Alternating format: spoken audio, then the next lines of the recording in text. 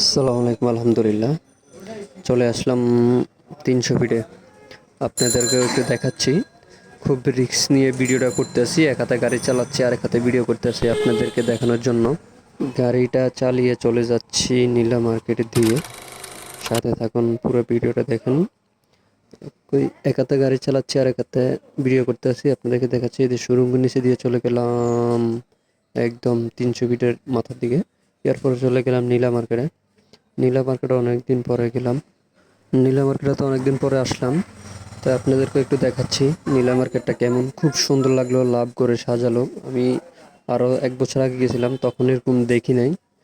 এখন নতুন 2026-এ গেলাম, দেখি তো সব কিছু আপডেট, সব কিছু নতুন করে ফেলছে। পুরো নীলা মার্কেটের চেহারায় শেষ করে ফেলছে। খুবই সুন্দর লাগলো দেখলে। পাশে দেখলাম কিছু পোলাপানের ছবি তুলতে আছে, এটা ভিতরে বৈশা। এখানে আছে পোলাপানের ঘুরন্ত চরণ, এখানে আছে নৌকা, মানে অনেক কিছু আছে ঘোরার মতন। বাচ্চাদেরও অনেক কিছু আছে দেখার মতন নীলা মার্কেটের ভিতরে অনেক।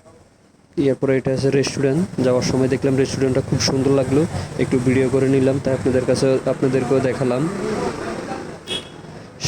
শেষ পর্যন্ত চলে যাওয়ার সময় দেখি গাছটা খুবই সুন্দর লাগলো, তাই এটা তো ভিডিও করলাম। তাই তো চলে আসলাম, কাজটা শেষ করে আসলাম। চলে আসার সময় ভিডিও করলাম, তাই আপনাদের কাছে দেখাচ্ছি।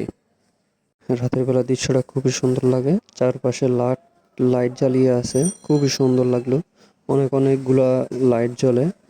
আমি চলে যাচ্ছি আমার মনের গতিতে গাড়ি চালিয়ে। আমি যখন গাড়ি চালিয়ে যাচ্ছি তখন রাতের 10টা থেকে 11টা বাজে। ওইখান থেকে নীলা মার্কেট থেকে আসতে প্রায় রাতের 9টা-10টা বেজে গেছে। অনেক আগে রওনা দিছি। আল্লাহ হাফেজ, সবাই ভালো থাকবেন, ভিডিওটা শেষ পর্যন্ত দেখবেন।